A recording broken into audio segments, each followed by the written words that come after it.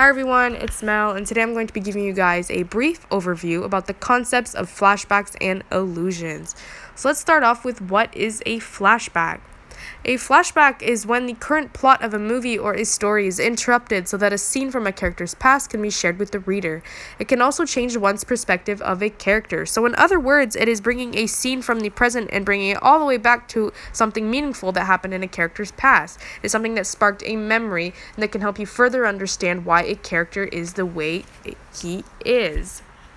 So here are some examples to help you further understand the concept of a flashback. Number 1, in a story about a girl who is afraid of heights, there is a flashback to a time when she fell off to the top of a playground as a young child.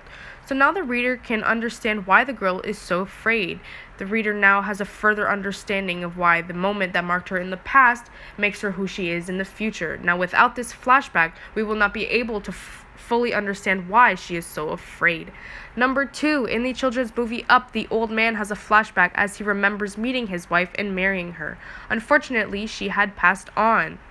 So now the viewer now understands why the man is grumpy all the time, because he was so greatly happy and in love in his past.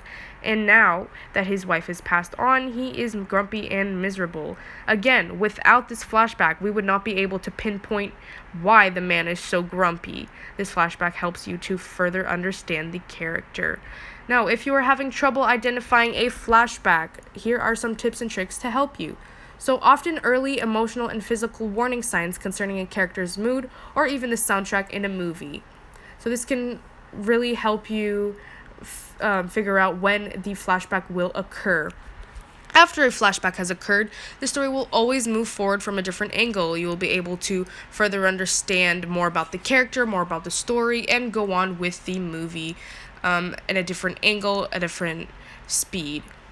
Finally, the character will always be remembering a meaningful part of their life that marked them. It will never be a random thought, a random part of their life. It will always be something that marked them and make them who they are.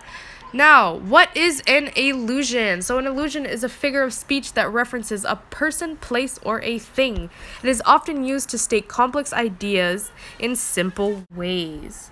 So this is not to be confused with an illusion. It is not a thing that tricks the eye. It is, again, an illusion. So here are some examples to help you further understand the concept of an illusion. So the rise in poverty will unlock the Pandora's box of crimes. This is referring to one of Greek mythology's myths, the Pandora's box. Now, in the Pandora's box, there is a process that generates many complicated problems that is unleashed from a box. So this is referencing to the rise in poverty. So it is saying that the rise in poverty will unlock and unleash a big box of problems. Now, number 2, don't act like a Romeo in front of her. So referencing the emotional and loving Shakespeare character, Romeo, this guy is being told not to act like a Romeo, not to act loving and all gushy and emotional, referencing to Shakespeare's Romeo and Juliet, when Romeo is madly in love with Juliet and he is a little bit too much. He is very, very, very emotional and dramatic.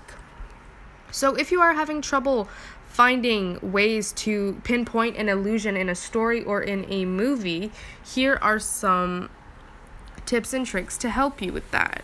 So the illusion will always have a historical figure of significance. It will never be something that happened in the present or in the future. It will always be something that happened in the past, in past stories, past events that we are using to reference other things.